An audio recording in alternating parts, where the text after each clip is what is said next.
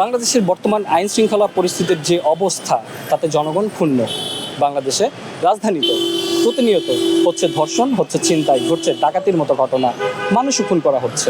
বাংলাদেশের জনগণ কখনোই চায় না বাংলাদেশের আইন শৃঙ্খলার পরিস্থিতির এইরকম অবস্থা হোক। বাংলাদেশের জনগণ কি ভাবছে বর্তমান উপদেষ্টাকে নিয়ে, বর্তমান সরকার যেভাবে বাংলাদেশ চালাচ্ছে, বাংলাদেশের আইন শৃঙ্খলা পরিস্থিতি চালাচ্ছে, তা নিয়ে কী ভাবছে সেটাই আমরা জানার চেষ্টা করব, কথা বলবো জনগণের সাথে।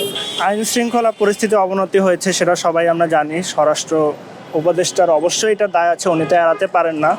তবে দায়টা যে ওনার একা সেটা আমি বলবো না, দায় সকলেরই আছে। পুলিশের যারা কর্মকর্তা আছেন তারা কতটুকু অ্যাক্টিভলি কাজ করতেছেন এটাও একটা প্রশ্ন। বা আর্মিতে এখন ম্যাজিস্ট্রেটি পাওয়ার দেওয়া হয়েছে, ওনারা এখন আছেন বা জনসাধারণের মধ্যে ক্যাম্প করে আছেন।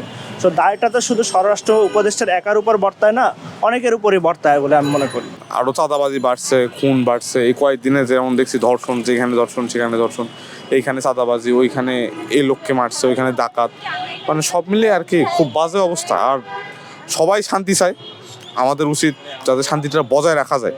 চাঁদাবাজি যেই হোক, চাঁদাবাজি যেই করতেছে, সেটা যে দলের হোক, যে মতের হোক, তাদেরকে ধরে শাস্তির আওতায় আনা হোক, এইটাই দাবি। আর তেমন কিছু না ভাই, সবাই আমরা শান্তি চাই। যদি ওরকম কঠিন থাকতো তাহলে এত কিছু করার সাহস পাইতো না। যেহেতু সরকার এখন যারা সরকার তাদের উপর বর্তাবে, সরকার যখন ভালোটার বেনিফিট নেবে, খারাপটার বেনিফিট সরকারের কাছেই যাবে, তাই না? পুলিশ হয়তো নিজেকে একটু অসহায় মনে করতেছে, এই জন্য তারা ঠিক মতো কাজ করতেছে না।